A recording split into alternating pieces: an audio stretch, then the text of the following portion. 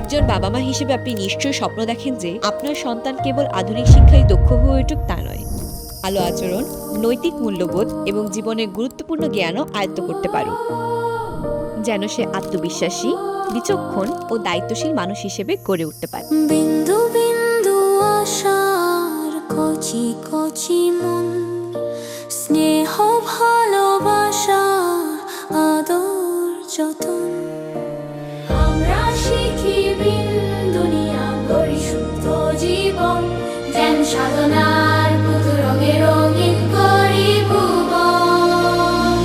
আমরা পড়ি আকাশ বাতাস, পড়ি আল কোরআন।